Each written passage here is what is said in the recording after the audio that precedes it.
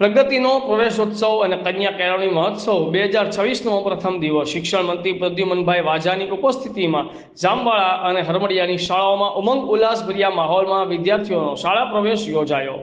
શાળા છોડી દીધેલ વિદ્યાર્થીની કિરણબેન બારિયાનો શાળામાં પુનઃ પ્રવેશ કરાવાયો। શિક્ષણ વ્યક્તિની આંતરિક ક્ષમતા અને ખીલાવા સાથે સામાજિક પરિવર્તન માટે ઉપકારક બને છે। પ્રગતિનો પ્રવેશોત્સવની થીમ સાથે રાજ્યભરમાં આજે પ્રવેશોત્સવ અને કન્યા કેળવણી મહોત્સવની શરૂઆત થઈ છે, જે અંતર્ગત આજે શિક્ષણ મંત્રી પ્રદ્યુમન વાજાની ઉપસ્થિતિમાં ગીરગઢડા તાલુકાના જામવાળા અને હરમડિયાની શાળા ખાતે ઉમંગ ઉલ્લાસ માહોલમાં બાળકોનો શાળા પ્રવેશોત્સવ કરાવાયો હતો। શિક્ષણ મંત્રીએ બાલવાટિકા ધોરણ 1 તેમજ ધોરણ 9 અને 11માં પ્રવેશ મેળવતા ભૂલકાઓ અને બાળકોને શૈક્ષણિક કીટ આપીને ઉત્સાહભેર શાળામાં આવકાર્યા હતા। રિપોર્ટર પ્રકાશભાઈ કારાણી, આઝાદ મીડિયા લાઈવ, વેરાવળ।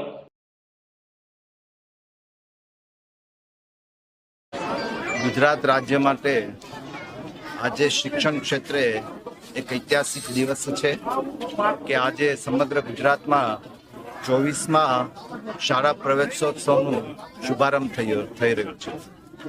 ગુજરાતના મૃદુ અને મક્કમ મુખ્યમંત્રી શ્રી ભૂપેન્દ્રભાઈ પટેલ સાહેબે વડનગર ખાતેથી શાળા પ્રવેશોત્સવની શુભ શરૂઆત કરી છે અને આજે સમગ્ર ગુજરાતમાં લગભગ 38,400 શાળામાં લગભગ 28.58 લાખ બાળકો આજે પ્રવેશ મેળવશે।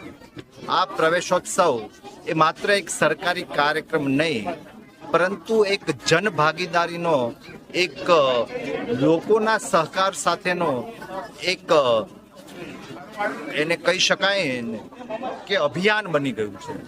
મારું નામ સંગીતાબેન છે અને મારી દીકરીનું નામ કિરણબેન છે અને અમે જામવાળામાં રહી છીએ।